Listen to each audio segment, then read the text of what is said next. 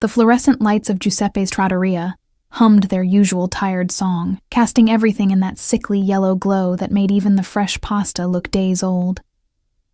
My feet throbbed inside my worn sneakers. The left sole had been peeling for weeks now, flapping slightly with each step like a whispered reminder of everything I couldn't afford to replace. The kitchen's heat clung to my skin, mixing with the scent of garlic, tomato sauce, and my own exhaustion. "Table 12 needs water," Marco barked from the pass, not bothering to look at me. Nobody really looked at me. I was the fat girl who bussed tables, refilled bread baskets, and disappeared into the background, like the faded wallpaper peeling near the bathroom hallway. I grabbed the pitcher, my reflection catching in the stainless steel. Round face, limp brown hair escaping its ponytail, uniform stretched across curves that felt more like burdens than blessings. 26 years old and invisible. The story of my life, really.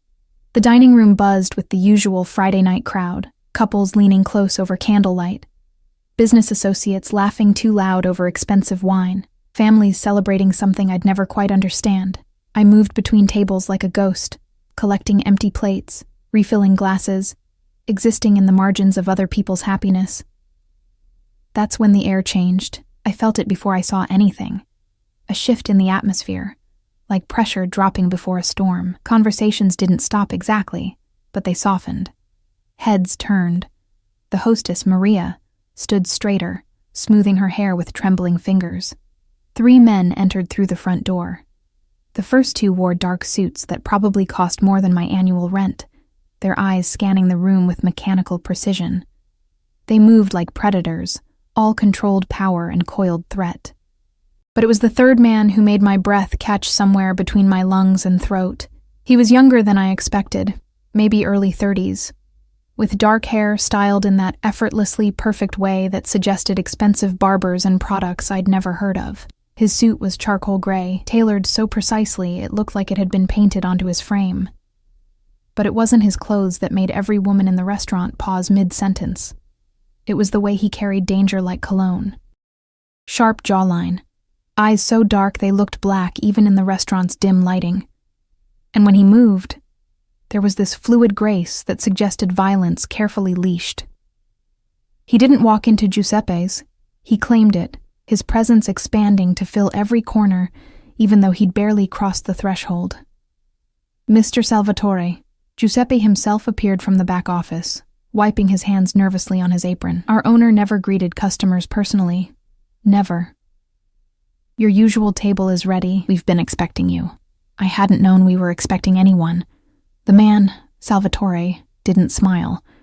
He simply gave a slight nod, and Giuseppe practically tripped over himself, leading the trio toward the private corner booth, the one we kept reserved but I'd never actually seen occupied. As they passed, I caught a whiff of his cologne, something dark and expensive, cedar and leather and something else I couldn't name, something that made my pulse skip erratically. "Move!" Marco hissed behind me, and I realized I'd frozen in the middle of the aisle, water pitcher clutched to my chest like a shield. I stumbled aside, and that's when it happened. My shoe, that damned peeling sole, caught on the edge of a chair leg. The world tilted. The pitcher flew from my hands in what felt like slow motion, water arcing through the air in a crystal spray that caught the light like scattered diamonds. Time suspended itself. The water hit him, Salvatore, square in the chest, soaked through that expensive suit, darkening the gray to black, spreading across the fabric like a stain of my absolute humiliation. Ice cubes clattered against his shoes. Water dripped from the edge of his jacket. The restaurant went silent. Not the quiet of before, but the terrible, suffocating silence of witnesses to an execution. I stood there, empty pitcher dangling from my fingers, unable to move, unable to breathe, unable to do anything but stare at the spreading water stain across the chest of what was clearly the most dangerous man I'd ever encountered. His bodyguards moved instantly, hands reaching inside their jackets, but Salvatore lifted one hand, barely a gesture, just a slight rise of his fingers, and they froze. Then he looked at me, really looked at me, not through me, not past me, but directly into me with those bottomless black eyes. His gaze traveled from my horrified face down to my stained uniform, my trembling hands, my stupid broken shoe, and back up again. I watched something flicker across his expression. Surprise, maybe, or curiosity, before it smoothed into something unreadable. My voice cracked. I'm so sorry. I didn't... My shoe, it caught... The words tumbled out in a pathetic rush. I'll pay for the dry cleaning. Please, I'm so sorry. He tilted his head slightly, studying me like I was something unexpected and potentially interesting. The silence stretched between us, heavy and dangerous. I could feel Giuseppe hovering nearby, probably calculating how quickly he could fire me and throw me out before this man decided to have me killed. Because that's what men like this did, wasn't it? I might have been invisible most of my life, but I wasn't stupid. The way everyone reacted to him, the bodyguards, the private table, the fear rippling through the staff. This was someone important, someone powerful, someone I'd just drenched in ice water. What's your name?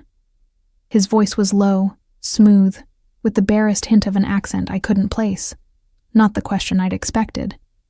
Sophia, I managed. Sophia Russo. Sophia. He repeated it like he was testing how it felt in his mouth. How long have you worked here? 2 years. Why was he asking me questions? Why wasn't he screaming? I'm really sorry, Mr. Salvatore. One of his men appeared with a napkin, which he ignored, his eyes never leaving my face. Dante Salvatore. The name meant nothing to me, but I watched Giuseppe pale beside us. Clearly it should have meant something. Sir, please, Giuseppe rushed forward, wringing his hands. The girl is clumsy, always has been. I'll fire her immediately.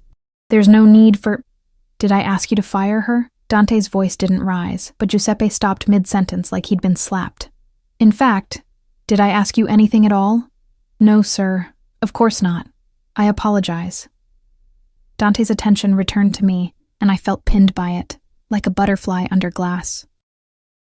He stepped closer, close enough that I could see water droplets caught in the dark fabric of his suit, close enough to smell that cologne again, mixed now with the faint scent of my own fear sweat. You're shaking, he observed. I'm sorry, I whispered for what felt like the 100th time. Something shifted in his expression, something almost like amusement, though his mouth never quite smiled. You apologize too much, Sophia Russo. He turned to one of his bodyguards, Marco. Not our Marco, apparently, because a different man stepped forward immediately. Give her $500 for the inconvenience. What? No, the words burst out before I could stop them. I mean, you don't need to do that. I'm the one who should be paying you. Now he did smile, just slightly, and it transformed his face from dangerously handsome to something that made my stomach flip in a way that had nothing to do with fear. I insist. Consider it compensation for emotional distress. But I caused the distress, I protested weakly, as the bodyguard pulled out a wallet thick with bills. Did you? Dante tilted his head again, that curious expression returning. Or did your employer cause it by not replacing your broken shoes? I blinked. He'd noticed my shoe. In all of that, with water soaking through his expensive suit and ice cubes scattered across the floor, he'd noticed my peeling sole. The bodyguard pressed the money into my hand, more cash than I'd held in my entire life. My fingers closed around it automatically, and I stood there feeling like I'd stumbled into some alternate reality where physics worked differently. Thank you, I stammered. But really, your suit is insured. He was already turning away, dismissing me. But then he paused, glancing back over his shoulder. Sophia. Yes? Get new shoes. Those are dangerous. There was something in his voice, not quite concern, but not quite indifference either. Something that made my skin prickle with awareness. Then he was gone, swept into the private booth with his men, leaving me standing in a puddle of water and melting ice, clutching $500 and trying to remember how to breathe properly. Giuseppe grabbed my arm, his fingers digging in hard enough to bruise. What the hell was that? Do you have any idea who that man is? No, I admitted, my voice still shaky. Dante Salvatore controls half the businesses in this city. He could buy Giuseppe's 50 times over and never notice the money missing. He's... Giuseppe lowered his voice to a harsh whisper. He's not someone you spill water on and live to tell about it, but I had lived. Not only lived, but walked away with $500 and the memory of those dark eyes looking at me, really looking at me. For the first time in my forgettable life, I should have been relieved, should have been grateful for the narrow escape, should have taken the money, bought new shoes, and forgotten the whole terrifying encounter. Instead, I found myself glancing toward that private booth throughout the rest of my shift, catching glimpses through the partition. Dante sat with his back to the wall. Of course he did, I realized. He could see every entrance and exit from there, speaking in low tones to his companions. Once, just once, I felt his gaze land on me as I cleared a nearby table, heavy and assessing and entirely too aware. When I looked up, he was already turned away, but I felt the weight of his attention like a physical touch. The rest of the evening passed in a blur of adrenaline and confusion. Other servers whispered in the kitchen, shooting me looks that ranged from envious to terrified. Apparently surviving an encounter with Dante Salvatore was noteworthy. Apparently, I'd done something remarkable by simply existing in his presence without disappearing. He left an hour later without ordering anything. Just sat there with his men, conducting what looked like business, then departed as abruptly as he'd arrived. I was in the kitchen when it happened, but I felt the shift in atmosphere when he left. Like a storm passing, leaving everything strangely calm in its wake. Giuseppe found me as I was untying my apron at the end of my shift. "You're lucky," he said flatly. "Don't push your luck. If he comes back, you stay in the kitchen. Understand?" I nodded, even though I didn't understand anything about what had happened. Why had he given me money? Why had he noticed my shoe? Why had he looked at me like I was something worth seeing? The November air hit me like a slap when I stepped outside, cold enough to make my breath fog. I pulled my thin jacket tighter and started the 6-block walk to my apartment, the $500 burning a hole in my pocket. With this money, I could pay my late electric bill, buy groceries, get new shoes, and still have enough left over for next month's rent. It felt like winning the lottery. It felt like disaster narrowly avoided. It felt like the universe had glitched just for a moment and let me matter. I was half a block from my building when the black SUV pulled up beside me. The window rolled down smoothly, revealing the same bodyguard who'd given me the money. Marco, Dante had called him. His face was professionally neutral. "Get in." My heart stopped. "What?" "Mr. Salvatore wants to speak with you." "But Why?" Panic clawed up my throat. This was it. The other shoe dropping. He'd seemed amused at the restaurant, but now, away from witnesses, What? What did dangerous men do to clumsy waitresses who ruined their suits? "Just get in, Miss Russo," not a request. The back door opened, and I saw him there in the shadows, Dante Salvatore, sitting in that same wet suit, looking at me with those bottomless eyes. Every survival instinct I possessed screamed at me to run. But where would I run to? Men like this didn't make requests you could refuse. My legs moved without permission from my brain, carrying me to the open door. I climbed in clumsily, my broken shoe catching on the running board. And suddenly I was sitting in the most luxurious vehicle I'd ever seen. Mere inches from the most dangerous man I'd ever met. The door closed with a soft final click. The leather seat was so soft, it felt like sitting on a cloud. The interior smelled like new car and that cedar cologne and something else. Power, maybe, if power had a scent.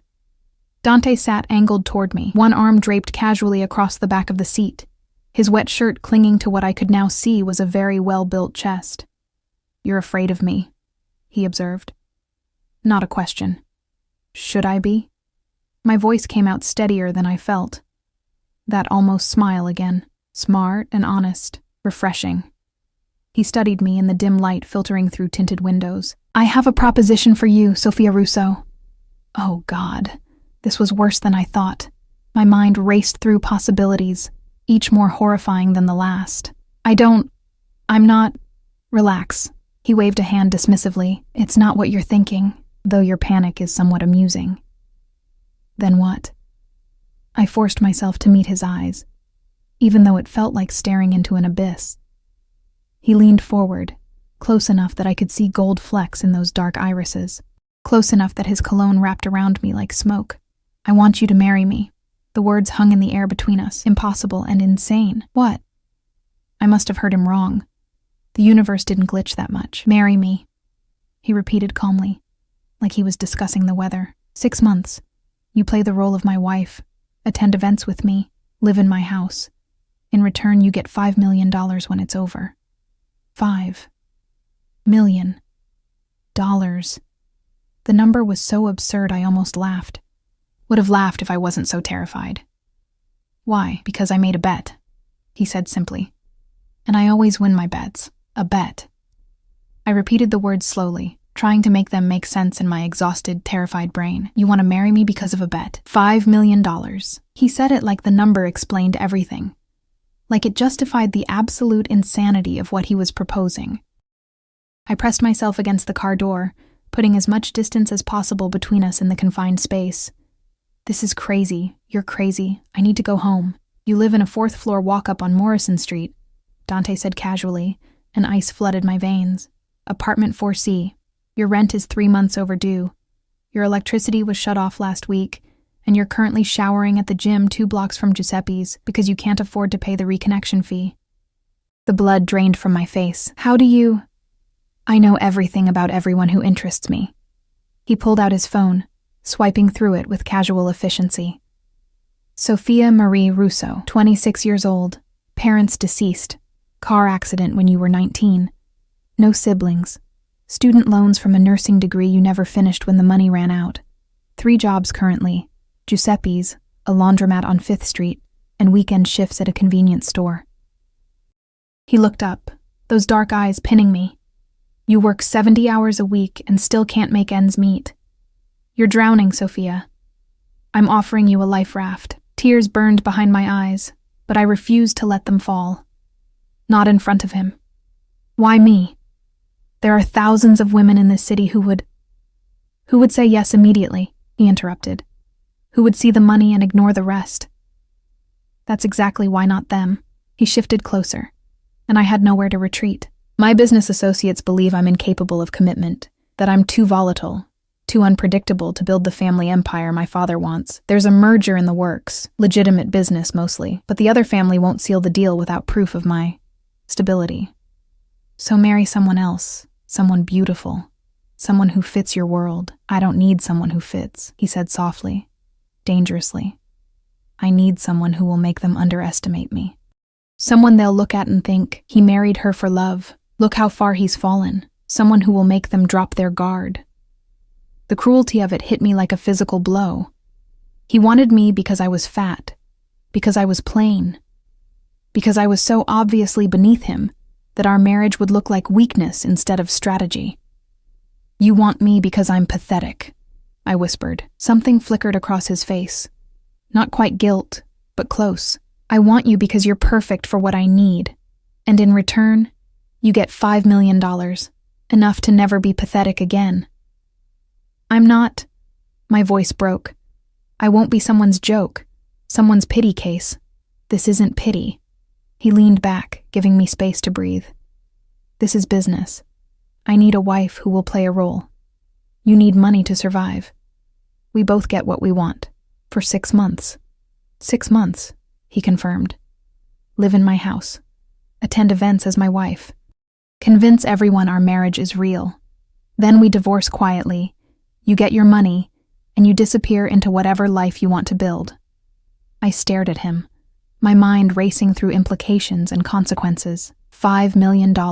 I could pay off my debts, finish my nursing degree, buy a small house somewhere far from here.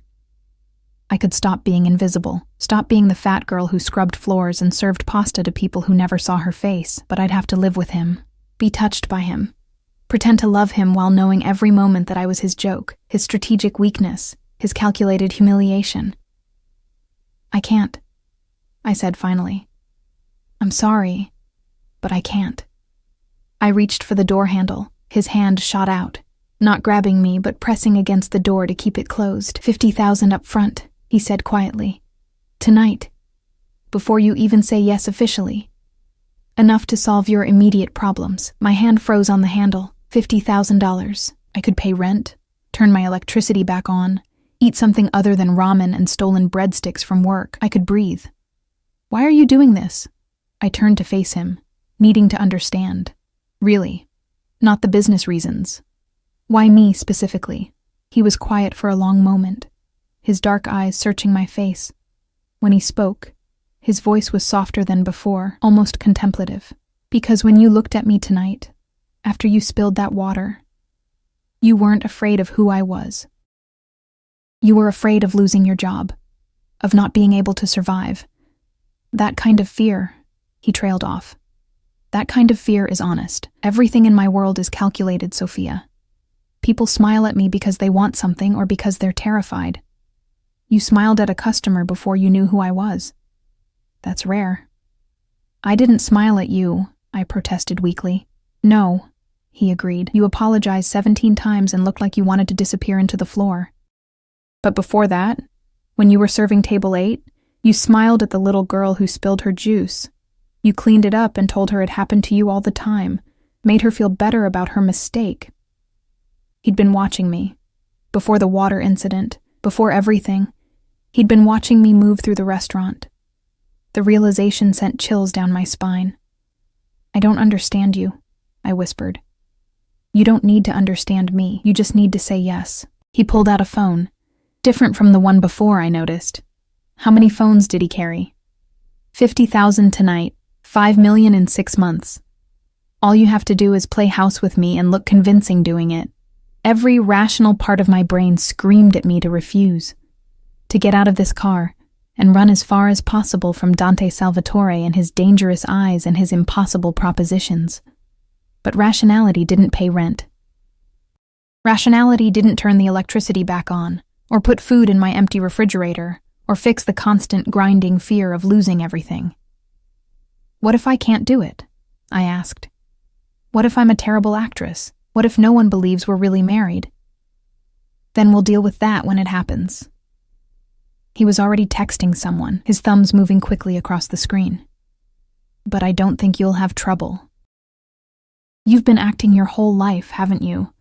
Pretending you're fine when you're falling apart. Smiling at customers when you want to scream. Playing the invisible girl when you're anything but. The accuracy of his observation stole my breath. How did he see me so clearly when I'd spent years making sure no one could? I need rules, I said suddenly. If I do this, and I'm not saying yes yet, I need rules. Boundaries. He looked up from his phone, one eyebrow raised. Such as? Separate bedrooms. No. I struggled to find words that didn't make me sound like a terrified virgin. No physical expectations beyond what's necessary for appearances. Agreed. I want the 50,000 in cash tonight. And a contract. In writing. With a lawyer. Done. And I hesitated but forced myself to continue. I want to know what I'm really getting into. What kind of danger? What kind of life? I'm not stupid, Mr. Salvatore. I know you're not just a businessman. His smile was sharp as a blade. No, you're definitely not stupid. He leaned forward, his elbows on his knees, bringing us closer together. I'm the head of the Salvatore family. We control shipping, construction, several casinos, and various other enterprises throughout the city. Some legitimate, some less so. My enemies would love to use you against me. My allies will question your suitability. You'll be in danger the moment you say yes. Then why would I say yes? Because you're already in danger, Sophia. You're just drowning slowly instead of all at once. At least with me, you'll have protection, security. A chance at something better than waiting tables until your body gives out and you die alone in that apartment with the broken heater. The brutal honesty should have offended me. Instead, it felt almost refreshing. No pretense. No gentle lies. Just the ugly truth laid out between us. I want to think about it, I said. Not long. Just tonight. Let me sleep on it and give you an answer tomorrow. No. He straightened, his face hardening. This offer expires when you leave this car. Yes or no, Sophia? Right now. That's not fair. Nothing about this is fair. His voice was cold, businesslike. But it's real. And it's now. In 30 seconds. Either you're my fiancé and $50,000 richer, or you're walking home to your dark apartment with nothing but the memory of what you could have had. Choose. My heart hammered against my ribs. This was insane. Marrying a stranger. A dangerous stranger. A mafioso who wanted to use me as a prop in whatever game he was playing. But $5 million. A life. A future. A chance to be something other than invisible. Yes, I whispered before I could stop myself. I'll do it. His expression didn't change, but something shifted in the air between us. Satisfaction, maybe, or possession. Smart girl. He pressed his phone to his ear. Bring the package to Morrison Street, apartment 4C, and make sure no one sees you. He ended the call and looked at me with those bottomless eyes. Someone will be at your apartment in 30 minutes with the cash and the contract. Read every word. Sign it. Tomorrow a car will pick you up at 8 a.m. Bring whatever you want to keep. Everything else will be provided. Tomorrow? My voice squeaked. But I haven't. Giuseppe needs notice, and my other jobs are no longer your concern. He reached across me, opening the door. Cold air rushed in. You work for me now, Sophia. Only me. The possessiveness in his tone made something flutter nervously in my stomach. I need to give proper notice. I can't just... You can, and you will. He was already pulling out another phone, typing something. Giuseppe will receive a generous payment for the inconvenience of losing you. Your other employers will be similarly compensated. By tomorrow morning, you won't exist in that world anymore. You can't just erase my life. I can do anything I want. Not a boast, just a fact stated calmly. That's what you're not understanding yet, Sophia. The moment you said yes, your old life ended. Tomorrow you become someone new. Someone protected. Someone mine. The word mine hung in the air like a promise and a threat. I climbed out of the SUV on shaking legs, the cold pavement solid beneath my broken shoe. He leaned forward, his face illuminated by the interior light. Don't make me regret choosing you, he said softly. I hate being disappointed. Before I could respond, the door closed and the SUV pulled away, leaving me standing on the empty street with my heart racing and my entire future rewritten in the span of 20 minutes. I walked the remaining block to my building in a daze, my mind spinning. What had I done? What had I agreed to? Marry Dante Salvatore. Live in his house. Pretend to love a man who saw me as a strategic tool, all for money. All because I was too desperate, too tired, too broken to say no. My apartment felt colder and darker than usual when I let myself in. The lack of electricity made shadows pool in corners, turned familiar objects into strange shapes. I lit the 2 candles I kept for emergencies, which was most nights lately, and sat on my sagging couch, waiting. 37 minutes later, exactly as promised, someone knocked on my door. I checked the peephole, saw a broad-shouldered man in a dark suit, and felt my stomach flip. This was real. This was actually happening. I opened the door. The man, not Marco from the car, someone different, held out a briefcase. Miss Russo, I'm Vincent. Mr. Salvatore sent me. His voice was professionally neutral, his face forgettable. May I come in? I stepped aside, and he entered my tiny apartment without comment on the candles, or the coldness or the general air of poverty that clung to everything I owned. He set the briefcase on my coffee table and opened it, revealing neat stacks of $100 bills and a thick sheaf of papers. $50,000, as promised. Vincent gestured to the cash. Count it if you'd like. And here's the contract. Mr. Salvatore suggested you read it carefully. My hands shook as I picked up the contract. It was thick, official, filled with legal language I barely understood. But certain phrases jumped out. Period of marriage, 6 months minimum. Payment upon dissolution, $5 million. Requirement of cohabitation. Attendance at designated social functions. Termination clause.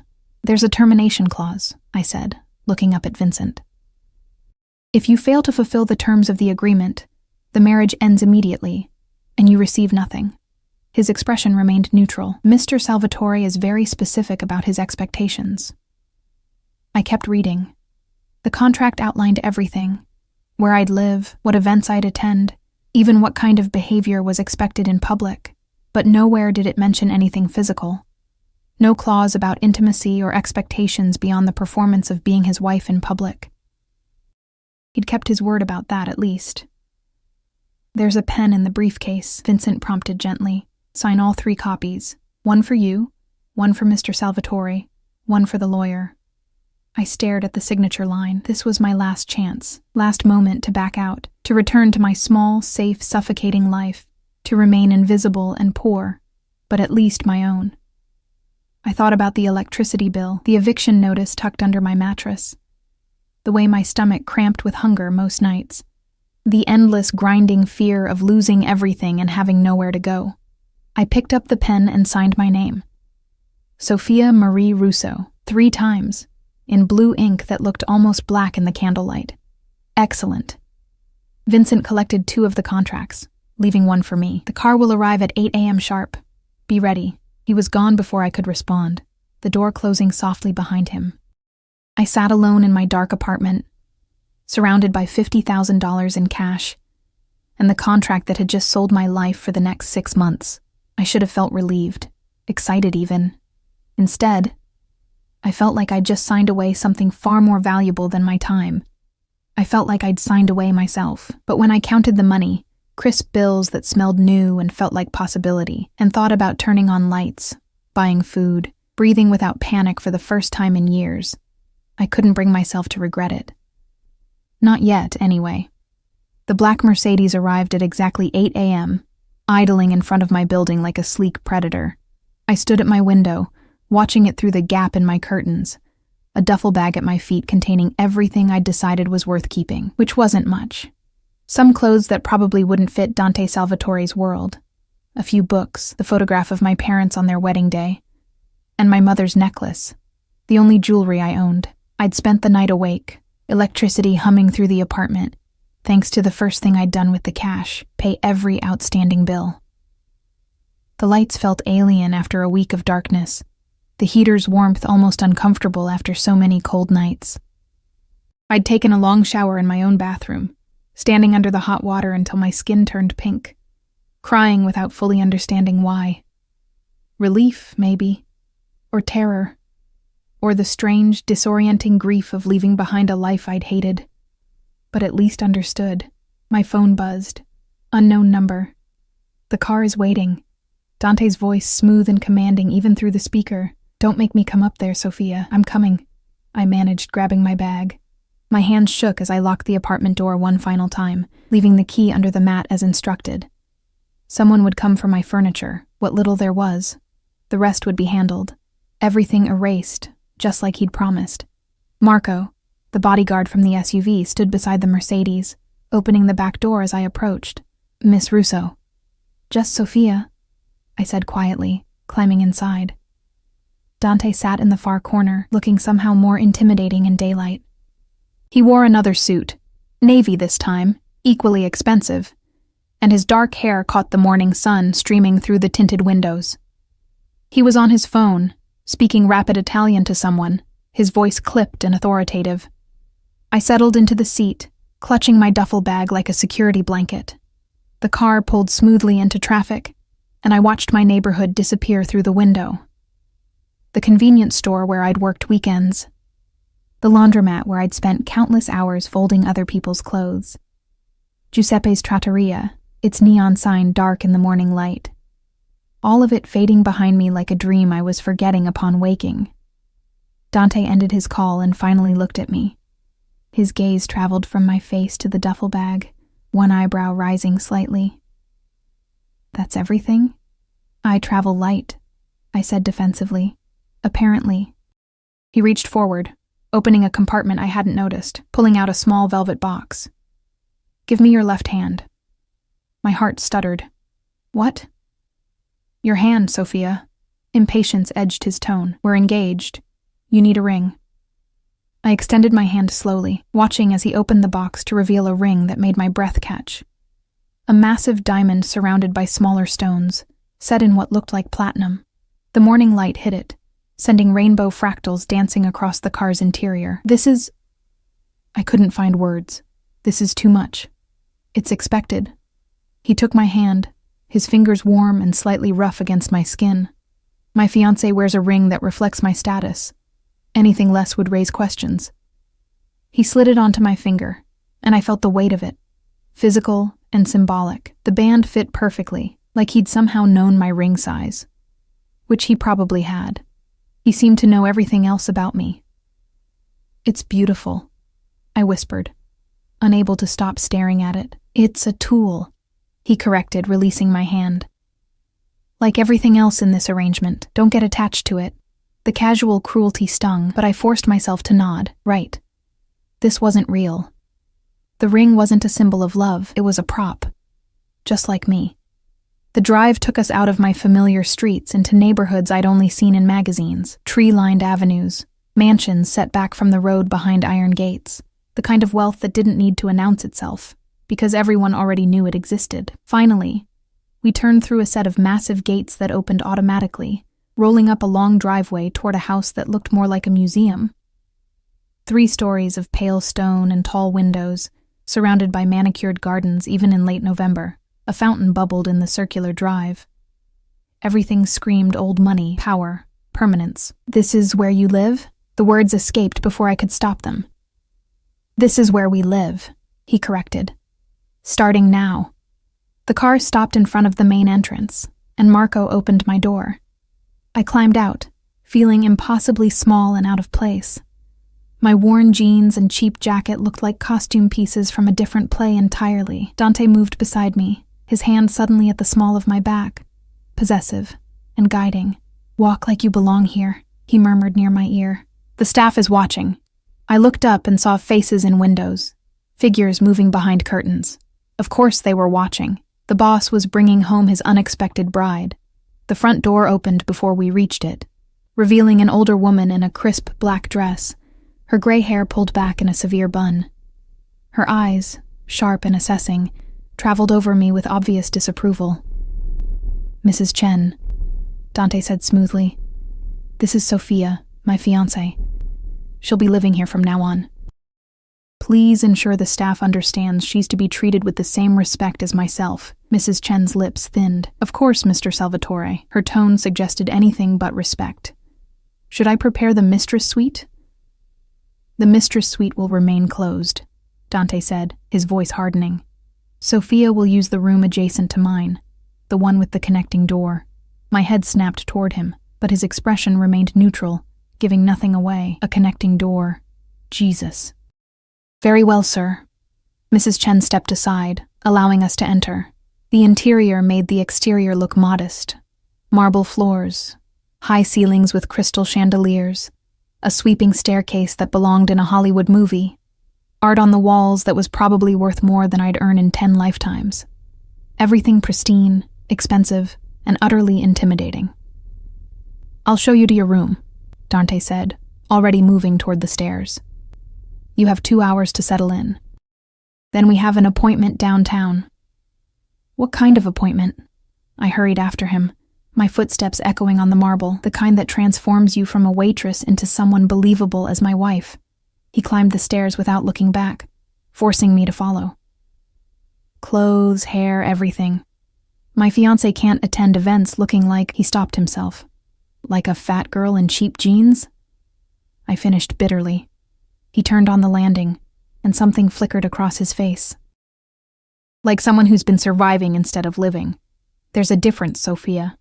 The distinction felt important to him, though I didn't fully understand why. He continued down a hallway lined with more art, more evidence of wealth I couldn't comprehend, until he stopped in front of a door. "Your room." He pushed it open, revealing a space larger than my entire apartment.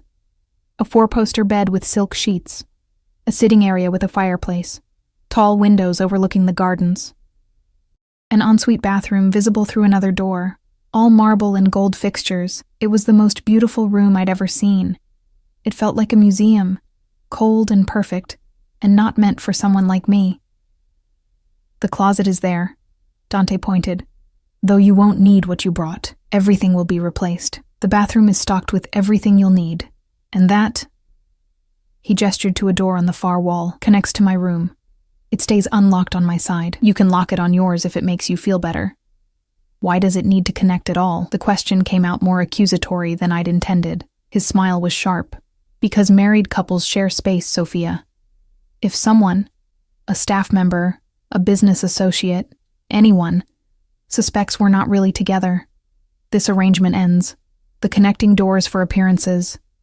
Use it or don't. I don't particularly care. He started to leave, then paused at the threshold. One more thing. Starting now, you eat every meal, no skipping. Mrs. Chen will prepare whatever you want. I need you healthy, not collapsing from hunger. Heat flooded my cheeks. I know exactly how little you've been eating. He interrupted. Your body shows it. Your skin, your hair, everything.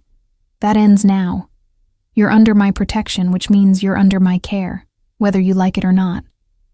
He left before I could respond, closing the door behind him with a soft click that somehow felt like a cell door locking.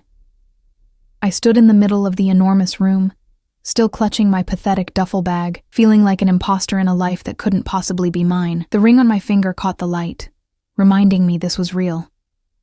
I'd made a deal, sold myself for 6 months and $5 million. The connecting door mocked me from across the room. I walked to it slowly, testing the handle. Locked from his side, just as he'd said. But knowing he could open it any time, walk through, invade my space, it made my skin prickle with awareness I didn't want to examine. I unpacked my duffel bag, hanging my few clothes in the massive closet where they looked lost and shabby among the empty space waiting to be filled. My mother's photograph went on the nightstand. Her necklace around my neck, the familiar weight comforting. A knock on the door made me jump. Come in, I called, expecting Mrs. Chen. Instead, a young woman entered, maybe a few years older than me, with kind eyes and a friendly smile. She wore the same black dress as Mrs. Chen, but carried herself differently, less severe, more approachable. Hi, I'm Maria, she said warmly. I'm one of the housekeepers. Mrs. Chen asked me to check if you needed anything. I'm okay, thank you. I gestured awkwardly around the room. This is all a lot. Maria's smile widened. It's intimidating at first, but you'll get used to it. She lowered her voice conspiratorially. Between you and me, we're all thrilled Mr. Salvatore is finally settling down. He's been alone too long. Guilt twisted in my stomach. These people thought this was real, thought I was here because Dante loved me. I'm not sure I fit here, I admitted quietly. Nobody fits anywhere until they decide to. Maria said wisely. Give it time. And if you need anything at all, just ask for me. I'm happy to help. She left, and I felt marginally better. At least one person in this house didn't look at me like I was an unwelcome intruder. I spent the next hour exploring my room, discovering drawers full of expensive linens, a bathroom stocked with products I'd never heard of, a small library of books on a shelf by the window. Everything provided, everything perfect, everything designed to make me comfortable in this golden cage. At exactly 10 o'clock, Dante knocked once before entering without waiting for permission. He'd changed into more casual clothes. Dark jeans and a black sweater that somehow made him look more dangerous instead of less. Ready? He asked. For what exactly? Your transformation. His eyes traveled over me assessingly. We're meeting with a stylist. She'll handle your wardrobe, determine what colors work best, take measurements, then hair and makeup consultants. By tonight, you'll look the part. The part of what? I asked, even though I knew the answer. My wife. He said it simply, like it was obvious. Someone who belongs at my side. Someone my enemies will underestimate and my allies will question. Someone who makes me look capable of love. The clinical way he described it hurt more than it should have. And what if I can't pull it off? What if I'm still just me? No matter what clothes you put me in? He moved closer, invading my space with that predatory grace. His hand came up, fingers catching my chin, tilting my face toward the light. You're already more than you think you are, Sophia. You just need to believe it. The gentleness in his touch contrasted sharply with the hardness in his eyes, and I didn't know which to trust. Maybe neither. Maybe both. Come, he said, releasing me. The car is waiting, and Francesca doesn't tolerate lateness. The drive downtown passed in tense silence. I watched the city slide by, my mind spinning with everything that had happened in less than 24 hours. Yesterday, I was a waitress drowning in debt. Today, I was engaged to a Mafia boss, living in a mansion, about to be transformed into someone unrecognizable. We pulled up to a building in the fashion district, the kind of place I'd never dared enter before. Marco opened my door, and Dante's hand was immediately at my back again, guiding me inside. The boutique was all white surfaces and minimalist elegance. A woman emerged from the back, tall, impossibly thin, dressed in black with severe red lipstick. Her eyes fixed on me with the intensity of a predator sizing up prey. "Dante, darling." She air-kissed both his cheeks, then turned to me. "And this must be the infamous Sophia. My God, you weren't exaggerating." I bristled. "Exaggerating about what?" "About the challenge, of course." Francesca circled me slowly, humming to herself. "Good bone structure, excellent skin beneath the exhaustion, beautiful eyes, though you hide them. And the body?" She gestured vaguely. "We can work with this. It'll take effort, but yes, I can make you stunning." "She already is," Dante said quietly, and both Francesca and I looked at him in surprise. He didn't elaborate, just checked his phone like he hadn't said anything significant. "Well then," Francesca clapped her hands together. "Let's begin, shall we? We have much work to do and very little time. Dante, you can go. This will take hours. I'll stay," he said, settling into a chair near the window. "Suit yourself." Francesca beckoned me forward. "Come, Sophia. Let's find out who you really are underneath all that hiding." The next 4 hours were a blur of measuring tapes, fabric swatches, and Francesca's running commentary. She pulled dress after dress, holding them against me, discarding most with theatrical sighs. The ones she approved were elegant, expensive, and designed to showcase rather than conceal. "You've been hiding this body," she scolded, cinching a deep green dress at my waist. "Why? You're gorgeous." "Curves are power, darling. Own them." I caught sight of myself in the three-way mirror and barely recognized the reflection. The dress fit perfectly, emphasizing my waist, the curve of my hips. I looked like someone who might actually belong next to Dante Salvatore. "That one," Dante said from his chair, his voice cutting through Francesca's chatter. "Definitely that one." Our eyes met in the mirror, and something passed between us, electric and dangerous, and entirely too real for what this was supposed to be. "Green it is," Francesca agreed. "We'll do more in jewel tones. Emerald, sapphire, deep burgundy. And we'll need evening gowns, casual wear, business-appropriate outfits, everything." She wasn't kidding about everything. By the time we finished, I had an entire wardrobe being sent to the house. Shoes, bags, jewelry to complement the clothes. Things I'd never dreamed of owning. "Hair and makeup tomorrow," Francesca declared. "For tonight, you'll do. Barely. But tomorrow we create a masterpiece." Dante stood, buttoning his jacket. "Thank you, Francesca. Send the bill to my office." "Always a pleasure, darling." She turned to me, her expression softening slightly. "You're lucky, you know. Dante doesn't do anything without purpose. If he chose you, there's a reason beyond what you see." I wanted to tell her she was wrong, that I was a prop, a strategy, a bet. But Dante's hand was already guiding me toward the door, and the moment passed. The drive home was quiet again, but different somehow. Charged. I kept catching him watching me in the reflection of the window, his expression unreadable. "You did well today," he said finally. "I stood there while someone dressed me like a doll," I countered. "That's not exactly an achievement." "You didn't run," he clarified. "You didn't break down or refuse or make this difficult. That's more than I expected." "What did you expect?"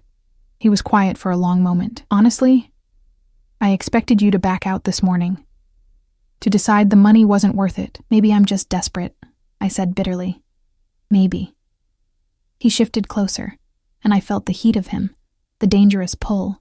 "Or maybe you're braver than you know." His fingers found mine, and I realized he was straightening the engagement ring that had twisted on my finger. The touch was gentle, almost intimate, and I forgot to breathe. "Tomorrow night," he said softly. "We attend our first event together, a charity gala. Everyone who matters will be there. You'll wear that green dress and you'll smile and you'll convince them all that I'm capable of loving someone like you." "Someone like me," I repeated hollowly. "Someone real," he corrected, his dark eyes intense. Someone who reminds me I'm still human underneath everything else. Can you do that, Sophia? I looked at our joined hands, at the ring that bound me to him for 6 months, at the face that had haunted my thoughts since the moment I'd spilled water on him. I can try, I whispered. His smile was small but genuine. That's all I'm asking. But as we pulled through the gates of his mansion, my new prison and palace combined, I wondered if trying would be enough, or if I'd already lost myself in the first 2 days of being his bought and paid for bride. The charity gala was held at the Grandview Hotel, a towering monument to wealth and excess in the heart of the city. I stared up at it from the backseat of Dante's Mercedes, my stomach twisting into knots that no amount of deep breathing could untangle. Stop fidgeting, Dante said quietly beside me. He looked devastating in a black tuxedo, the crisp white shirt emphasizing his olive skin, the bow tie somehow making him look more dangerous instead of civilized. You'll wrinkle the dress. I forced my hands to still in my lap, though it took effort. Francesca had been right about the green dress. It transformed me. The emerald silk clung to curves I'd spent years trying to hide, the neckline dipping low enough to be elegant without being scandalous. My hair, newly cut and styled that afternoon, fell in soft waves past my shoulders. Makeup I'd never learned to apply myself made my eyes look huge, my lips full and inviting. I looked like someone else, someone who might actually belong here. Remember, Dante continued, his hand covering mine, you're nervous, but happy. We met at Giuseppe's, fell in love quickly, and I proposed 2 weeks ago. You're overwhelmed by my world, but trying to fit in. Most importantly, his fingers tightened slightly, you're mine. No one touches you. No one gets too close. And if anyone makes you uncomfortable, you find me immediately. The possessiveness in his voice sent shivers down my spine. Why would anyone make me uncomfortable? Because you're fresh meat in a shark tank. His expression darkened. These people will smell vulnerability and circle. They'll ask invasive questions, make cutting remarks disguised as compliments, try to figure out why I chose you. Don't give them anything real. What do I give them instead? What they expect to see. He studied my face, his thumb absently stroking my knuckles. A girl who got lucky, who knows she doesn't deserve me but is too in love to care. Let them underestimate you. It's exactly what we want. The car stopped, and I saw the red carpet stretching from the curb to the hotel entrance. Photographers already positioned behind velvet ropes, flashbulbs popping as other guests arrived. My breath caught. I can't do this, I whispered. Dante, I can't. Yes, you can. His hand moved to cup my face, forcing me to look at him. Because you're stronger than you think. Because you've survived worse than a few rich people with opinions. And because I'll be right beside you the entire time. Why do you care if I can do this? The question escaped before I could stop it. It's just a bet. If I fail, you lose money, but it's not about the money. His jaw tightened. I chose you, Sophia. That makes you my responsibility, and I protect what's mine. Marco opened the door before I could respond, and suddenly we were being pulled into the glare of camera flashes and shouted questions. Mr. Salvatore, is it true you're engaged? Who's your mystery woman? Sophia, look this way. Dante's arm went around my waist, solid and possessive, guiding me through the chaos. I tried to smile like Francesca had taught me, not too wide, mysterious, like I had secrets worth knowing. The cameras loved it, flashes intensifying, photographers jostling for better angles. Inside, the hotel's ballroom was even more overwhelming than the red carpet. Crystal chandeliers cast golden light over hundreds of guests in designer gowns and expensive tuxedos. A string quartet played in one corner. Servers wove through the crowd with champagne and hors d'oeuvres that probably cost more than my weekly salary used to be. Everyone turned to look at us. Conversations paused mid-sentence. I felt the weight of their assessment, their judgment, their curiosity sharp as knives. Dante Salvatore, a voice boomed, and a large man with silver hair and a red face approached, hand extended. About time you made an appearance. And who is this lovely creature? Carlo Marchetti. Dante's voice remained neutral, but his hand tightened on my waist. Allow me to introduce my fiancée, Sophia Russo." Carlo's eyes traveled over me with unmistakable appraisal, and I felt Dante's body tense beside me. "Russo? Any relation to the Russos in Queens?" "No," I said, finding my voice. "Just a common name." "Indeed." Carlo's smile didn't reach his eyes. "Well, congratulations on catching our Dante. Many have tried. Few have succeeded. I didn't catch him," I said, before I could think better of it. We caught each other. Something flickered in Carlo's expression. Surprise, maybe, or reassessment.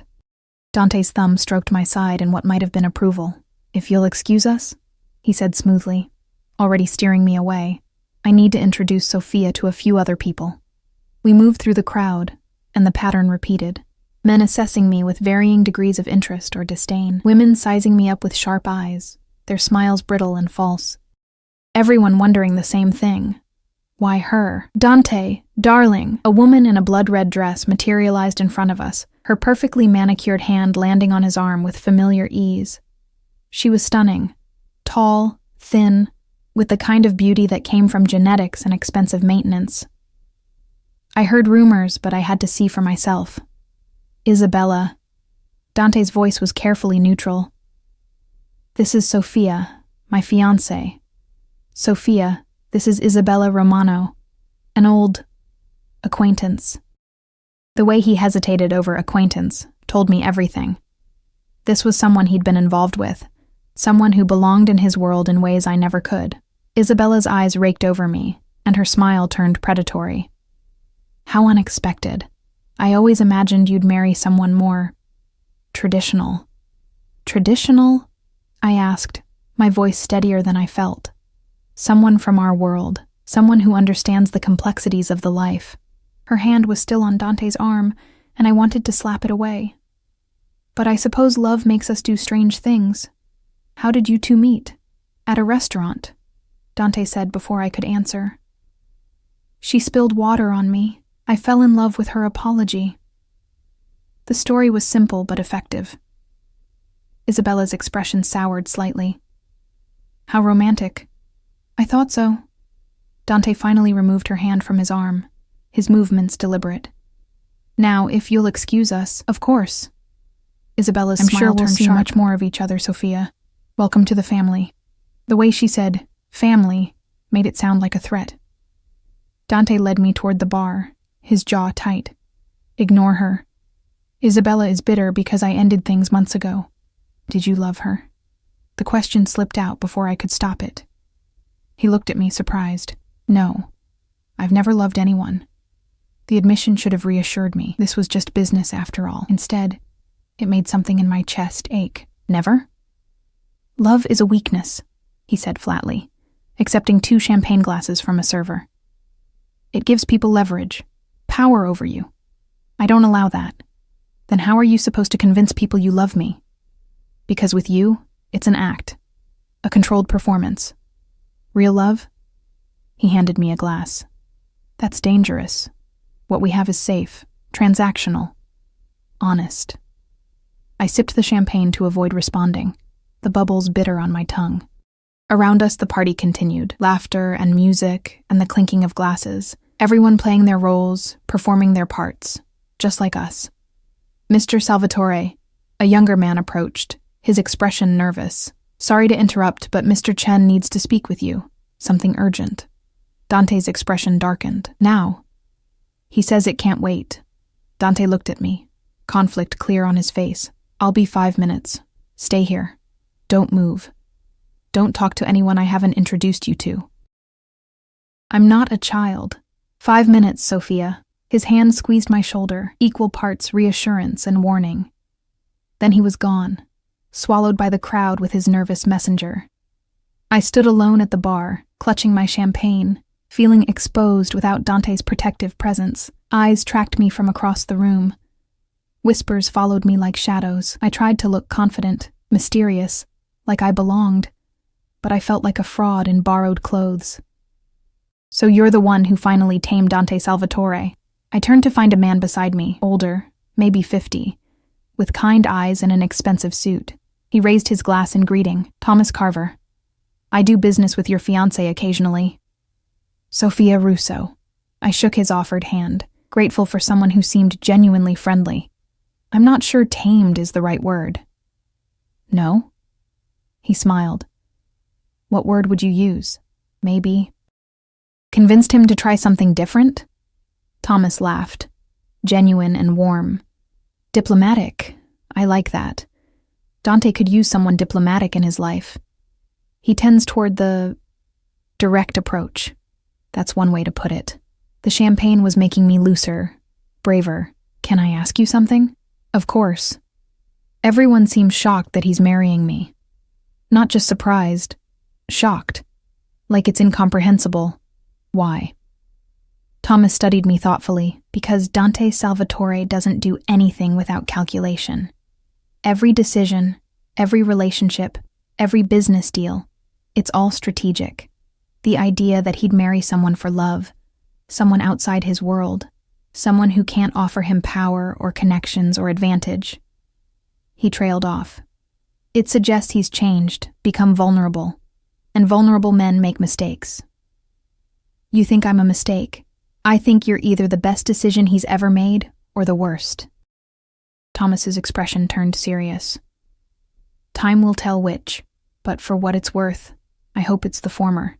Dante deserves happiness, even if he doesn't believe in it. Before I could respond, I felt a presence behind me, dark and threatening. Dante's hand landed on my lower back, possessive and warm.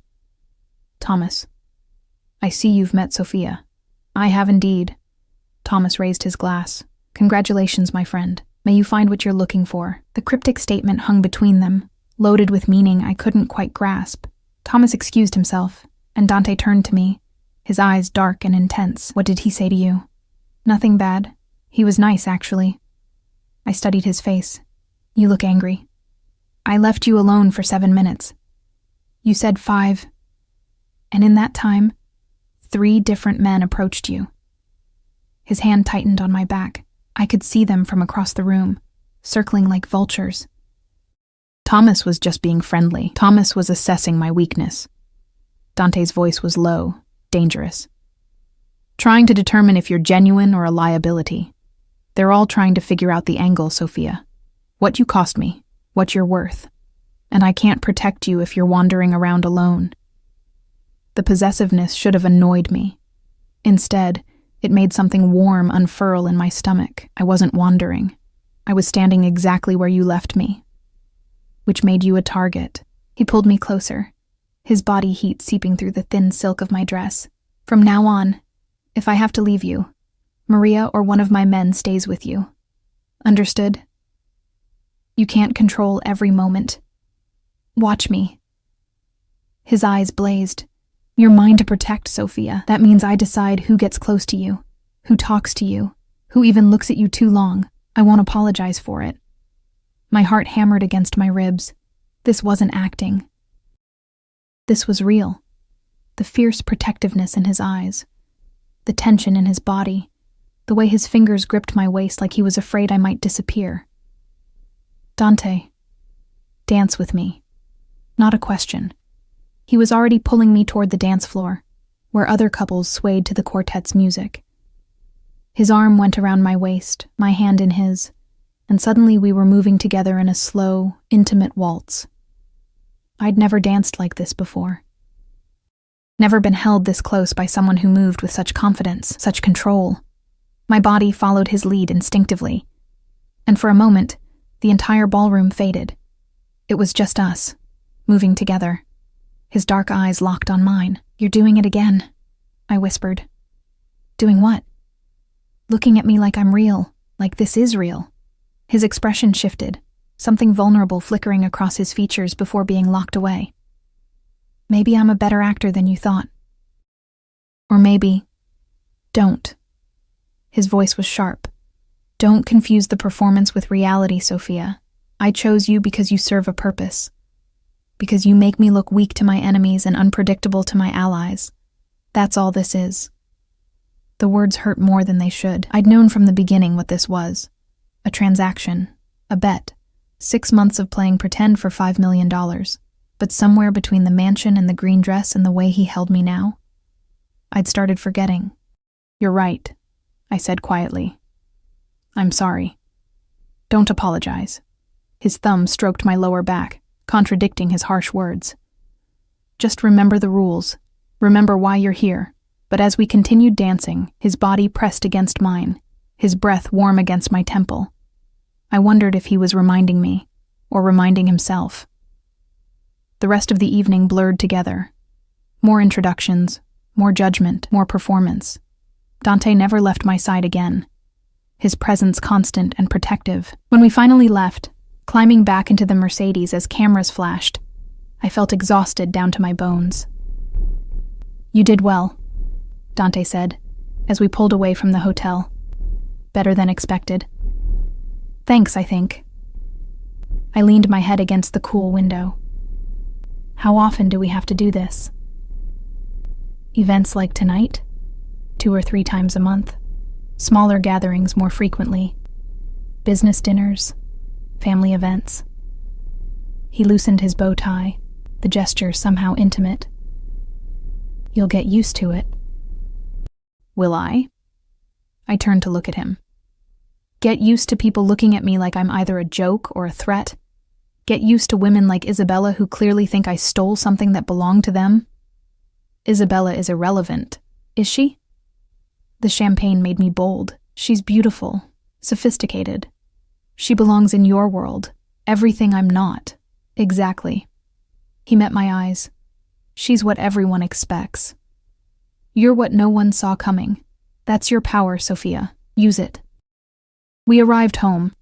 I was already thinking of it as home, which was dangerous, and Dante walked me upstairs, his hand at my back in that now familiar gesture. At my door, he paused. "Get some sleep. Tomorrow we have dinner with my father." My stomach dropped. "Your father? He wants to meet the woman who convinced me to marry." Something dark crossed Dante's expression. "Fair warning.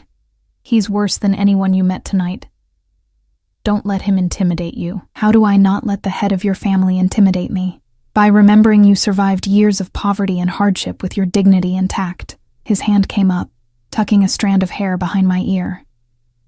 "You're stronger than you know, Sophia. My father will see that, eventually." The gentle touch, the almost compliment. It was becoming harder to separate the performance from something real. "Dante. Good night." He stepped back, putting distance between us. "Lock the connecting door if you want." "I won't use it." He disappeared into his own room, leaving me standing in the hallway, my heart racing and my thoughts tangled. Inside my room, I stripped off the green dress and expensive jewelry, washing away the makeup until I looked like myself again. Plain, ordinary. The fat girl playing dress-up in a world she'd never really belonged to. I didn't lock the connecting door. I told myself it was because I was too tired. Because it didn't matter. Because Dante had promised not to use it anyway. But deep down, in a place I didn't want to examine too closely, I knew the real reason. I wanted him to have access, wanted the possibility of him walking through, breaking down the walls between us, making this fake marriage feel like something more. Which meant I was already in trouble, already forgetting the rules, already falling for the man who'd bought me for a bet, and would discard me just as easily when the 6 months ended. I climbed into bed, the silk sheets cool against my skin, and stared at the connecting door until exhaustion finally pulled me under. Dante's father lived in an estate that made Dante's mansion look modest. We drove through gates flanked by stone lions, up a winding driveway lined with ancient oaks, toward a house that belonged in a different century. Gothic architecture, turrets, stained glass windows that caught the late afternoon sun and threw colored shadows across manicured lawns. "Your father lives in a castle," I said faintly. "He likes to remind everyone of his power." Dante's jaw was tight, his knuckles white where they gripped the steering wheel. He'd driven us himself today, leaving Marco and the other bodyguards to follow in a separate vehicle. Everything with him is about dominance, display, making sure you understand your place in the hierarchy. Where's my place? Beneath him, beneath me, beneath everyone who matters in his world. He glanced at me, his expression softening slightly. "But you don't bow to him, Sophia. You're polite, respectful, but you don't grovel." He'll respect strength more than submission. My hands twisted in my lap, the engagement ring catching the light. I wore a burgundy dress today, one of Francesca's choices, with my hair pulled back in an elegant twist. I looked the part of Dante's fiancé. I felt like an imposter about to be exposed. The car stopped in front of massive wooden doors that looked like they belonged on a medieval fortress. A butler appeared, like something out of a period drama. Opening my door with a slight bow, "Mr. Salvatore, Miss Russo. Mr. Salvatore Sr. is waiting in the conservatory." We followed him through halls that echoed with our footsteps, past portraits of stern-faced men who all shared Dante's dark eyes and sharp features. The Salvatore legacy, generations of power and violence, staring down at the girl who didn't belong. The conservatory was a glass-enclosed garden, filled with exotic plants and the humid warmth of a tropical jungle. In the center, surrounded by orchids and ferns, sat a man who radiated authority like heat from a furnace. Dante's father was in his 60s, but looked younger. Fit, predatory, with silver-streaked hair and eyes even darker than his son's. He wore an expensive suit despite being in a garden, every inch the patriarch of a criminal empire. When he looked at me, I felt dissected, assessed, and found wanting in the span of a heartbeat. "So," his voice was deep, accented more heavily than Dante's, "this is the waitress my son intends to marry. Not fiancé, not Sophia. The waitress." Reducing me to my former occupation like it defined everything I was. "Father." Dante's hand found the small of my back, possessive and warning. "This is Sofia Russo. Sofia, my father, Antonio Salvatore. It's an honor to meet you, Mr. Salvatore." I kept my voice steady despite the fear coiling in my stomach. Antonio's lips curved in something that wasn't quite a smile. Honor. An interesting word choice. He gestured to chairs arranged near a fountain. "Sit. Let's discuss this situation." We sat, and I felt like a defendant facing judgment. Antonio poured wine from a crystal decanter, his movements deliberate and controlled. He handed glasses to Dante and me, then settled back in his chair, studying us like specimens under glass. "Dante tells me you met at Giuseppe's trattoria," Antonio began. "How romantic. My son, who dines at the finest restaurants in the city, falls in love over cheap pasta and red sauce." "The food was good," I said quietly, "and sometimes the best things are found in unexpected places." Something flickered in Antonio's expression. Surprise, maybe, or grudging respect. Philosophical. "Are all waitresses so well-spoken, or are you special?" "Father," Dante's voice held warning, "I'm asking legitimate questions." Antonio's eyes never left my face. "My son wants to marry outside our world, outside our traditions. I need to understand why. What is it about you, Sofia Russo, that convinced my calculated, strategic son to abandon everything we've built for a chance at... What? Love?" The word dripped with disdain, and I understood then what Dante had meant. His father saw love as weakness, as betrayal of the family's interests, as something contemptible. "I don't know what Dante sees in me," I admitted, deciding honesty was my only weapon. "But I know what I see in him, someone who treats me like I matter, who looks at me instead of through me, who makes me feel like I'm worth something more than my circumstances." It was true, I realized as I said it. Somewhere between the bet and the mansion and the charity gala, Dante had made me feel seen, had given me glimpses of the person I could be, instead of the person I'd resigned myself to being. Antonio studied me for a long moment, then turned to Dante. "And you? What do you see in this girl that makes her worth disrupting our plans? Worth risking the Romano alliance? Worth becoming a laughingstock among our associates?" "I see someone real," Dante said quietly. "Someone who doesn't want anything from me except honesty. Someone who reminds me why we built this empire in the first place. To provide security, protection, a better life.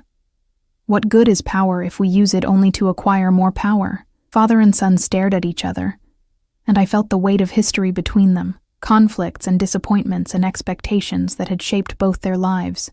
Antonio's expression was unreadable, carved from stone. "You're making a mistake," Antonio said finally, "but you're too stubborn to see it. Just like your mother. Pain flashed across Dante's face before being locked away. Don't bring her into this. Why not? She made the same mistake. Married for love, believed in fairy tales, and where did it get her? Antonio's voice turned cold. Dead at 40 because she refused to accept the realities of our world. Because she thought love could protect her from our enemies. That's enough. Dante stood, his control fracturing. We came here as a courtesy, to introduce you to Sophia. If you can't show basic respect, sit down. The command cracked like a whip, and to my surprise, Dante sat. Antonio's power filled the conservatory, oppressive and absolute. You'll marry this girl if you insist. I won't stop you, but understand the consequences. The Romano family will see this as an insult. Our allies will question your judgment. Your enemies will see weakness and strike. He turned back to me, his eyes drilling into mine. And you, Sophia Russo. You'll discover that being a Salvatore comes with a price. Your life will never be your own. Every decision will be scrutinized. Every mistake magnified. You'll be a target for anyone who wants to hurt my son. Are you prepared for that? My mouth was dry, but I met his gaze. No. I'm not prepared, but I'm willing to try. Trying won't keep you alive. He stood, moving toward me with predatory grace. It takes strength, cunning, the ability to smile while your world burns around you. Do you have those qualities, little waitress? Or will you crumble the first time someone threatens you? I survived years of poverty, I said, my voice stronger than I felt. Years of being invisible, being nothing, barely getting by. If I can survive that, I can survive anything. Antonio's smile was sharp as broken glass. We'll see. He looked at Dante. Bring her to Sunday dinner. Let the family meet her. Let's see if she survives that before we worry about external threats. The dismissal was clear. Dante stood, helping me to my feet, his hand trembling slightly with suppressed anger. We'll be there. We walked back through those echoing halls in tense silence. Only when we were in the car, the doors closed and the engine running, did Dante speak. I'm sorry. His voice was rough. I should have warned you he'd be cruel, should have prepared you better. You told me he was worse than anyone at the gala. I touched his arm, feeling the tension coiled there. You were right. He's always like that. Always testing, pushing, trying to find weakness. Dante's hands gripped the steering wheel so tightly I heard the leather creak. My mother loved him anyway, believed he had good inside him somewhere. It killed her. Not literally, but close enough. She died thinking she'd failed him, failed me. The pain in his voice cracked something open inside me. Dante, I won't let that happen to you. He turned to me, his dark eyes intense and almost desperate. Whatever you're feeling right now, fear, doubt, regret, I'll fix it. I'll protect you from him, from this world, from all of it. Why? The question burst out. Why do you care so much? This is just a bet. Just 6 months of pretending. Why does it matter if your father scares me or if I'm not prepared for your world? He stared at me, conflict warring across his features. Then, with a sound that might have been frustration or surrender, he pulled me to him, his mouth crashing against mine. The kiss was desperate, claiming, filled with months of tension compressed into a single moment. His hands tangled in my carefully styled hair, destroying Francesca's work, and I didn't care. I kissed him back with equal desperation, tasting wine and something darker, something that felt dangerously like need. When we broke apart, both breathing hard, he pressed his forehead to mine because it stopped being fake. He whispered, somewhere between the water and the green dress and the way you looked at my father without flinching, it became real. And I don't know how to handle that. My heart hammered against my ribs. The bet, fuck the bet. His thumb traced my swollen lips. I'll pay it myself. Twice over. 3 times. I don't care. This isn't about money anymore, Sophia. It's about you. About us. About the fact that I can't imagine 6 months from now when you're supposed to disappear from my life. Dante, tears burned behind my eyes. You said love was weakness, that you'd never. I lied. He kissed me again, softer this time, achingly tender. Or maybe I was wrong. Maybe love is the only thing worth being weak for. Maybe you're worth every risk, every vulnerability, every dangerous thing I swore I'd never feel. The confession hung between us, terrifying and exhilarating. This was real. This was happening. The fake marriage, the strategic arrangement, the calculated bet. It had all transformed into something neither of us had planned for. "What do we do now?" I whispered against his mouth. "Now?" He pulled back slightly, his smile almost shy. "Now we stop pretending. Now I court you properly, take you on dates, let you decide if you actually want this, want me, without the money and the contract and all the bullshit hanging over us. But the contract gets renegotiated." His hand cupped my face. "You stay because you want to, not because you're paid to. We marry if and when you're ready, not because I made a bet with associates who don't matter. And if you decide this life isn't for you, if you want out," he swallowed hard, "then I let you go, with enough money to be safe and comfortable, but freely. No strings." It was everything I hadn't known I wanted. The freedom to choose, the chance at something real, the possibility that this strange, intense, dangerous man might actually love me, not despite who I was, but because of it. "I want to stay," I said softly. "Not for the money, not because of the contract. I want to stay because when I'm with you, I'm not invisible anymore. I'm not the fat girl who doesn't matter. I'm Sophia, just Sophia, and that's enough." His smile was like sunrise breaking through storm clouds. "You were always enough. You just needed to see it." He kissed me again, and this time it felt like a promise. Like the beginning of something real instead of the end of something fake. 3 months later, we married for real. Not the quiet courthouse ceremony we'd planned for the bet, but a full wedding in the Salvatore estate gardens, surrounded by family, even Antonio, who'd slowly, grudgingly accepted that his son had found something worth keeping. Francesca designed my dress, white silk that celebrated my curves instead of hiding them. Maria cried during the ceremony. Thomas Carver gave a toast about love defying expectations, and when Dante slipped the ring, the same one he'd given me that first day in the car, onto my finger and promised to love me for as long as we both lived, I believed him. The bet was paid, not by me marrying him, but by him proving to his associates that love wasn't weakness. That choosing someone real, someone unexpected, someone who reminded him of his humanity wasn't a mistake, but the smartest decision he'd ever made. 6 months after that first night when I'd spilled water on a dangerous stranger, I stood in the mansion we now truly shared, watching snow fall through the tall windows. Dante came up behind me, his arms wrapping around my waist, his chin resting on my shoulder. "Regrets?" he asked softly. "None." I turned in his arms, meeting those dark eyes that had terrified and captivated me from the beginning. Not one. Good. His smile was warm, private, meant only for me. "Because you're stuck with me now, Mrs. Salvatore. No 6-month expiration date, no contract, just us, for as long as you'll have me." "Forever might not be long enough," I whispered, and kissed him as snow painted the world white outside our window. I'd walked into Giuseppe's trattoria 6 months ago, invisible, desperate, drowning. I'd spilled water on a stranger and inadvertently changed both our lives. I'd agreed to a bet I didn't fully understand, married for money I no longer needed, and found something infinitely more valuable than financial security.